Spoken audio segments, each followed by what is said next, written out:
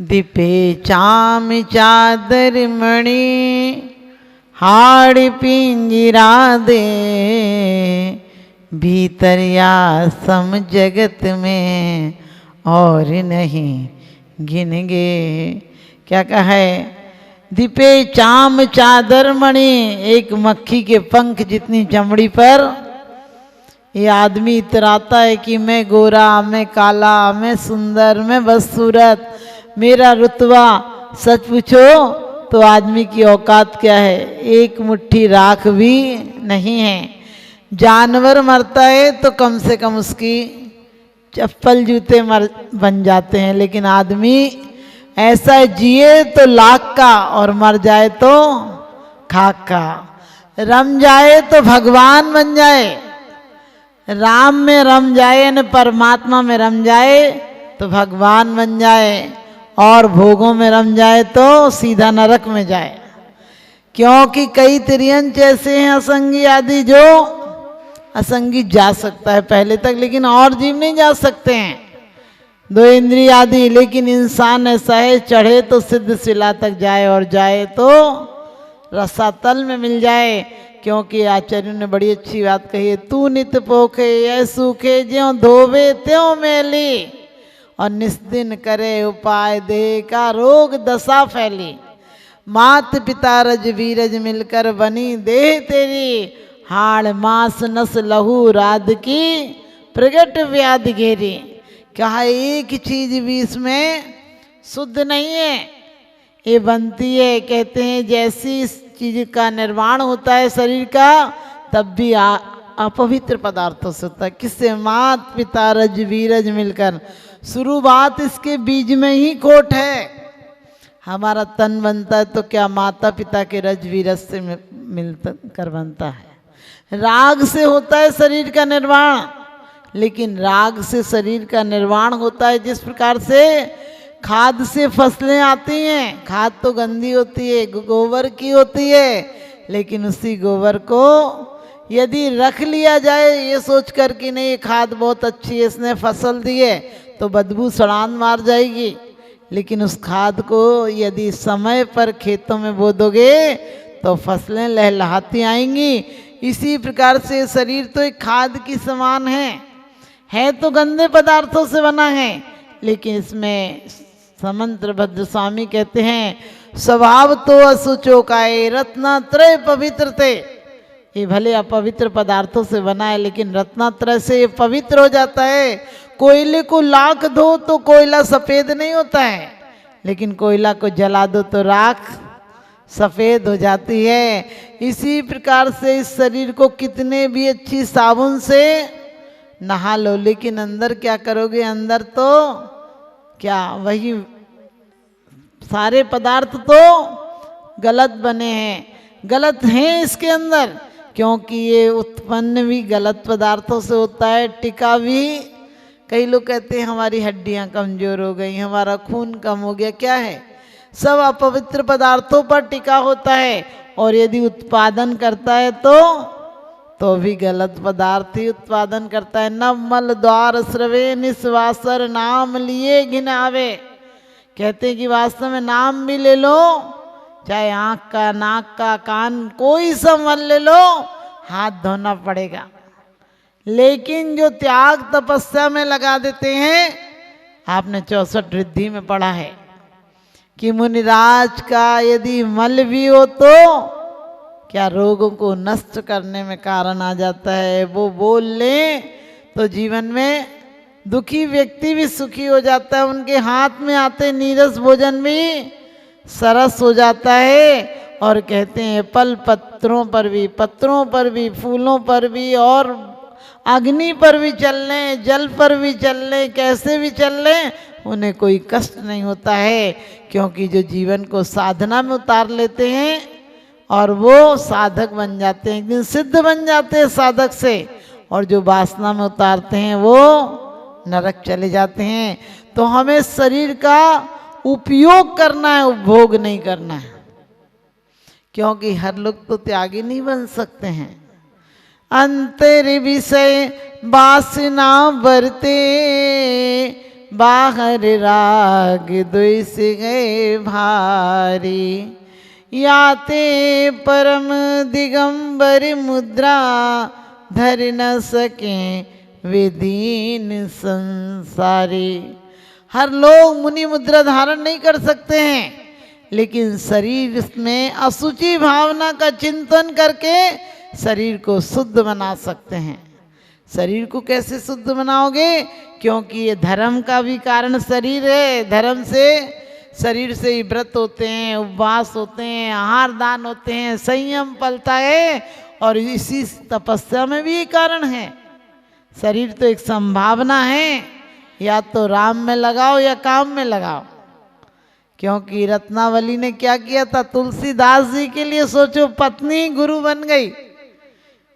कहते इतना प्रेम था, इतना प्रेम था कि एक दिन पत्नी के बिना नहीं रह पाते थे। पत्नी मायके चली गई, याद आ रही है।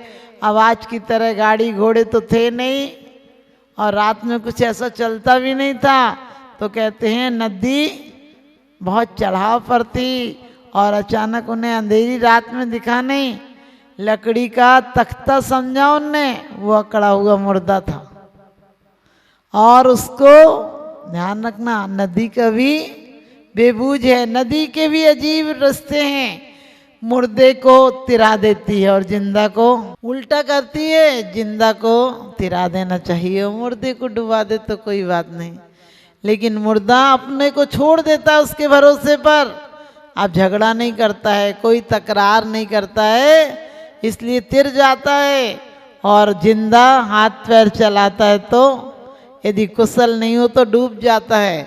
इसी प्रकार से शरीर भी कहते हैं मुर्दे को पकड़ के पार हो गए। वहाँ लगा कैसे चढ़ूं, पता लगता है कहीं किसी कमरे में एक रोशनी सी आ रही है। तो कहते हैं वो रस्सी समझ कर ऊपर चले गए। पत्नी ने देखा, और ये कैसे आए हो, बरसात में भीग रहे हो, आधी रात में आए। पूछा कैसे आए? कहने लगे एक तख्ता मिल गया था। और बोले तूने ही तो रस्सी टांग रखी है। पत्नी बोली मैं क्यों टांगूंगी रस्सी? कहने लगे उससे पकड़ कर आया हूँ। पत्नी ने जो दीपक जल रहा था उसको ले जाकर पास में देखा तो वो तो सांप था।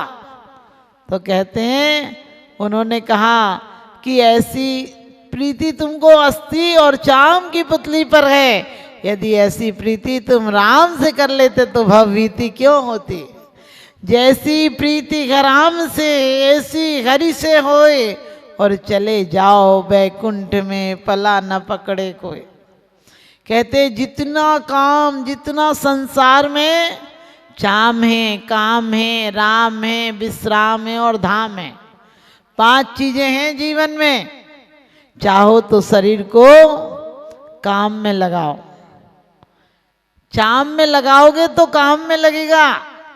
आजकल लोग अधिकांश पैसा चाम पर जा रहा है, ब्यूटी पार्लर जा रहे हैं, क्या पता फेशियल और क्या कहते, हमसे तो नाम नहीं आते हैं, वो चीजें शरीर में करा रहे। कहते हैं मत फिसलो ऊपर की सफाई पर, मत फिसलो ऊपर की सफाई पर। और वर्क चांदी का चढ़ा है गोबर की मिठाई पर, वर्क चांदी का चढ़ा है गोबर की मिठाई पर। क्या है, अंदर तो सब भिसता ही है। एक झिल्ली उतर जाए तो अंदर का खाना बाहर आ जाएगा, मक्खियां बिनकेंगी, इस पर कौन प्यार करता है। लेकिन फिर भी आज अधिकांश जब देखो बोले बाल सेट कराने जा रहे हैं। हमने कि घर तो सेट नहीं हो रहा, बाल सेट कराने जा रहे। अरे घर सेट कर लो। पहले औरतें कुछ नहीं, एक कुमकुम की बिंदी लगा लेती थी और फिर भी सुंदर लगती थी, क्योंकि शरीर की सुंदरता थोड़े से दिन अच्छी लगती है, लेकिन मन से आदमी सुंदर हो तो फिर भी अच्छा लगता है। आपने देखा कोई चिंतित चिड़चिड़ा व्यक्ति कितना भी सुंदर हो, उससे दोबारा बात करने की इच्छा नहीं होती है। लेकिन क्या यदि कोई सद्भावना वाला हो, स्वभाव अच्छा हो, तो वो भले सांवला हो लेकिन वो भी फिर भी उससे प्रीति हो जाती है। इसलिए चाम पर मत जाना, ये तो नाम कर्म के उदय से रंग रूप मिले हैं, इससे क्या करना। क्योंकि कहते हैं मत रूप निहारो दर्पण में, मत रूप निहारो दर्पण में, दर्पण मैला हो जाएगा, निज रूप निहारो अंतर में अंतर उजला हो जाएगा। निज रूप निहारो अंतर में अंतर उजला हो जाएगा। इस शरीर को कितना भी शुद्ध करो ये शुद्ध होने वाला नहीं है, लेकिन इसे यदि धर्म में लगा दोगे तो समंत्र भद्र स्वामी कहते हैं कि ये स्वभाव से अशुद्ध होने पर भी रत्नत्रय से पवित्र हो जाता है। अब आपको लगेगा हम लोग रत्नत्रय कैसे पालें, तो ध्यान रखना हम रत्नत्रय कैसे पाल सकते हैं। मन वचन और काया तीनों से आश्रव होता है। वो पुण्य रूप भी हो सकता है और पाप रूप भी हो सकता है, वो शुभ भी हो सकता है और अशुभ भी हो सकता है। हम लोग पढ़ते भी हैं, तुम निरखत मुझको मिली मेरी संपत्ति आज।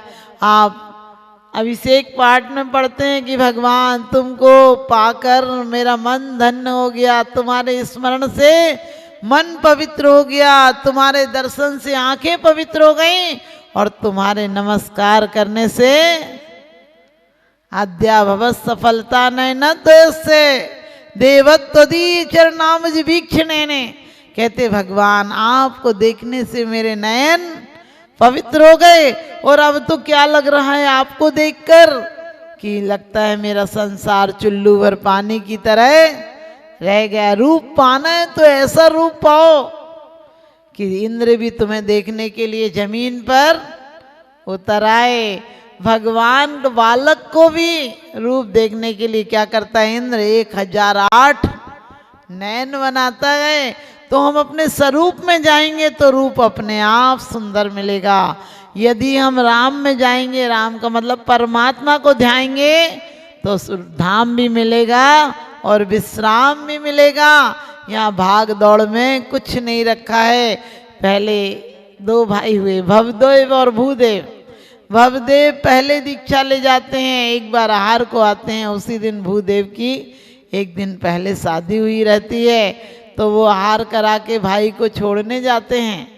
लेकिन भाई को था ये किसी तरह निकल जाए, तो भाई को छोड़ने के बहाने 2-3 बार कहते बहुत दूर आ गए महाराज जी, बहुत दूर आ गए। वो कहते चलो वहाँ तक चलो, और वहाँ गए तो आचार्य संघ ने कहा क्या दीक्षा लेने आए अभी? तो महाराज जी ने कह दिया, बड़े भाई ने, भवदेव ने, हाँ दीक्षा लेने आए हैं। और आपको पता है कि भवदेव के कारण भूदेव दीक्षा तो ले लेते हैं, छोटा भाई दीक्षा ले लेता है, लेकिन प्रत्येक क्षण उसको इसलिए सोचा भाई के कारण अब कह रहा है कि लेने आया है तो ले लेते हैं, बाद में छोड़ देंगे।